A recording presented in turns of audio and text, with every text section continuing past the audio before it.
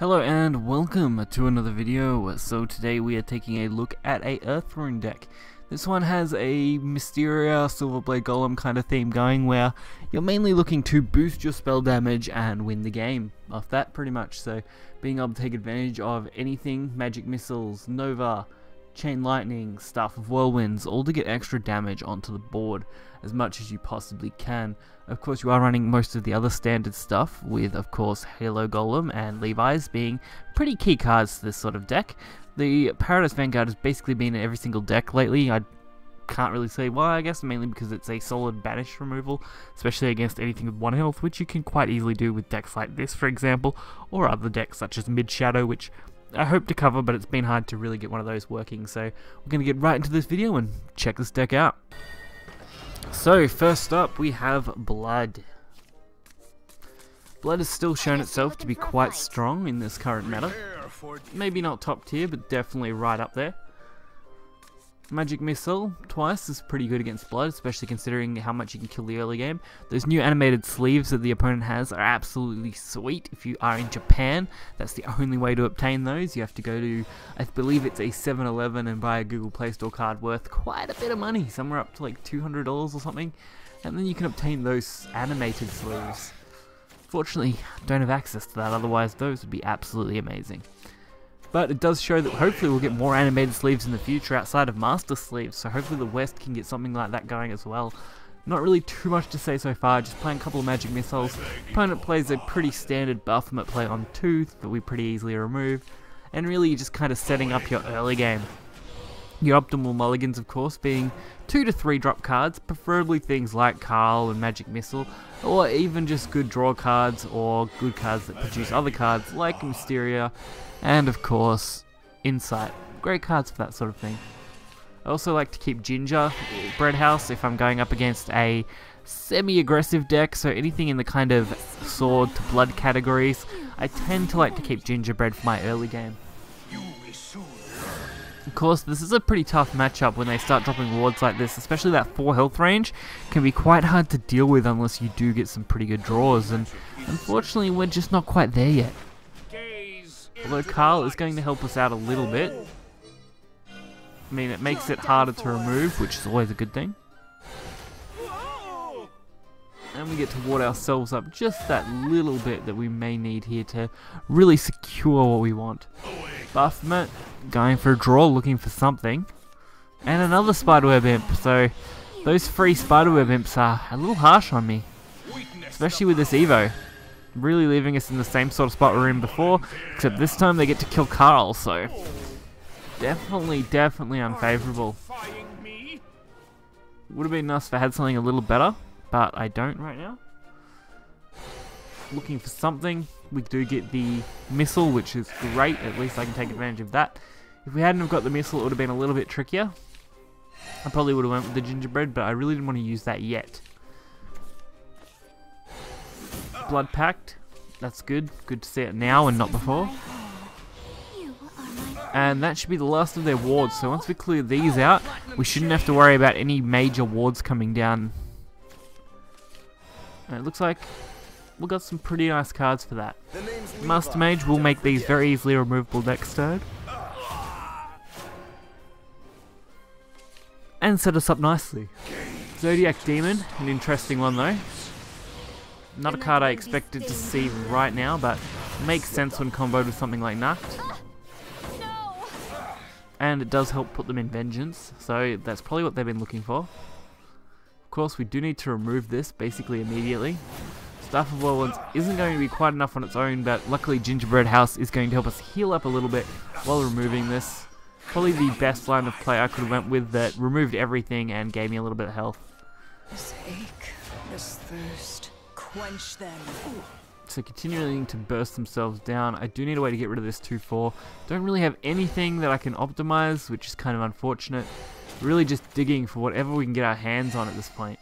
Luckily, Silent Laboratory was a pretty good draw, especially since I can throw Carl down to go with it, boost us back up to max health. Trade off our tiny little golem guy. Does instantly die to Bane, but removes a threat, especially when we are threatening to drop Silverblade plus a Silent Laboratory next turn, which can set us up for a very, very close lethal. So Silver Chain Disciple puts him at 9, perfectly in range of what we want for next turn. Scarlet boosts him back up a little bit though, that's a little disappointing.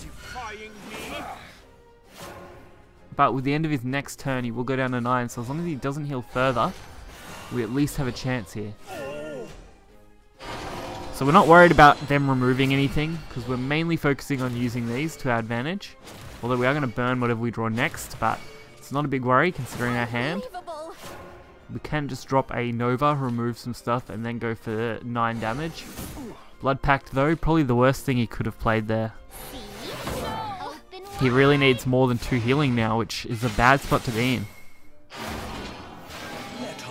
Obviously not having many other plays though. Great for me, because it opens up a lethal. Probably aim for this Dark Beast Bat to finish me off. Fortunately, just off for them, which leaves them right in our range for lethal, so it ends in their conceding. So this deck has definitely impressed me, I would say. It's done well against both Sword, Portal, Blood, basically all those really nicely. Struggles a little bit in the Haven matchup sometimes, just because Haven runs pretty high cost followers that can really put a damper on your game. Unless you get really good at early game, it can be quite hard to take out Haven effectively, at least from what I've tested so far. I would probably recommend this deck if you're playing Grand Prix and you like Earthrune. It's also relatively cheap in regards to cost, due to only running 3 legendaries, 2 Mysteria, 1 Silverblade, so it's pretty reasonably costed. I don't believe it has too many golds either. I mean, we've got Levi and we have got that Palace, but not too much outside of that. So really, quite a budget-orientated deck, good for new players as well, pretty easy to do. As long as you can play your Mysteria at the right time, usually you can do okay. You don't want to play Mysteria if you're going to be absolutely stomped the following turn, but, you know, sometimes you just got to learn the deck, and I think once you do learn this one, it can perform very well.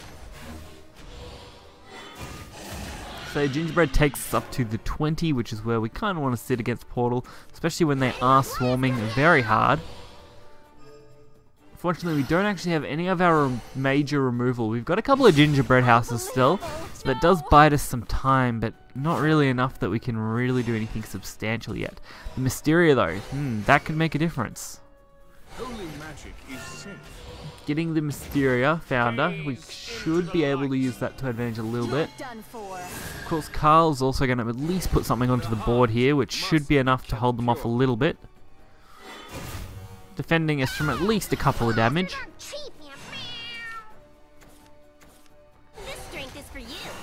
All we really need is something like Holy Nova, and we could really start swinging these games to our advantage, which is what you really need against Portal. This deck has a great use of board clears, and honestly that's the most impressive thing about this deck. How many board clears it packs and how good they can be. Especially if you've boosted them with Founder, it can be amazing how big you can clear things. So we do get Staff of Whirlwinds, which unfortunately on its own isn't going to be quite enough to clear this entirely, but with a Mysteria boost for next turn, it will actually do quite well. So the Mysteria on its own, with the Evo, will at least fire us a turn. If they don't clear the 6-2, I will clear their board and take the face. Ancient though does clear it, so that's one way to go about this. And Hamlin's another. So they do only have 4 cards, one of which obviously being that artifact, probably 2 artifacts, guessing Hamlin's use. We are very low on health, but they don't really have any kind of aggression. I haven't seen anything that would give them Radiance yet, I don't think. So we're not too concerned about double Radiant, especially not this time of the game. So we have got the Levi, which obviously is a good clear now that we are at 6. It was going to be hard before this, but now it's a really good card. Of course that is going to give them plenty of draw power. But really all we can do at this point is continually clear their boards, try and run them out of as many resources as possible, hope that they can pass a turn on Des or something, which is why I am pre-evoing this mage. They have no evos to counter this. They really are relying on rush artifacts, which I don't think they've pumped too many into the deck that they could draw, especially with such a diluted draw pool. It'll take a lot of resources to pull them and then remove this. So this is really what I wanted to force the Portal player to do. After playing so much Portal myself, I have a pretty good idea on how I want to counter most of their bigger plays. So having a 6/6 that requires at least 2 of those artifacts to be pulled and played would be something that's hard for the Portal to do at this stage in the game, unless they did get lucky or had already dropped Desex, which they just hadn't. And now we finally get a good chance to heal out of range, block off the damage, and go face, putting them right within our lethal range. If this 6/6 gets to stay up, we have a lethal. Of course, Saphira's ruining that dream, at least a little bit. Luckily though, that means they aren't playing it on 10 at least, not that one. So it does buy us a little bit of time. Let me share my wisdom.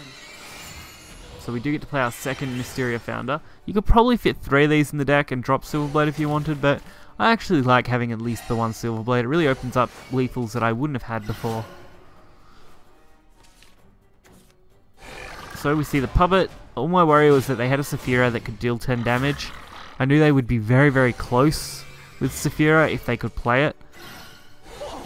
Outside of that though, we do have a good chance to actually go for lethal. Of course, I did go for Master Mage. So I could have shot them for 3, played another 5.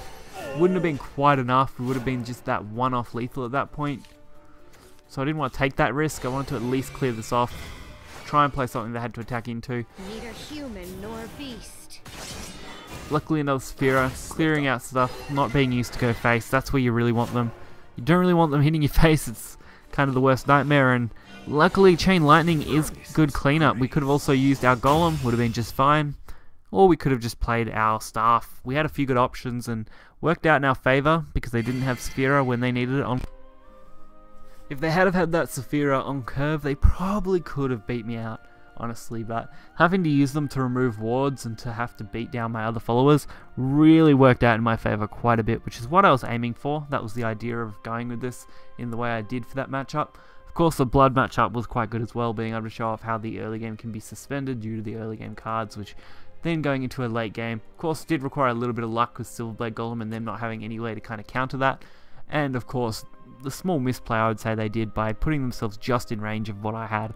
Otherwise, I probably would have just beat them down anyway and played something else to really do the finishing blow. But hopefully you guys did enjoy this video. If you want to check out this deck, the deck list will be in the description below as always. Please check out the Shadow Nexus YouTube channel. We also have a Twitter now, which is awesome, so you can go check out the Shadow Nexus at Twitter. You can also go, of course, to my Discord, their Discord.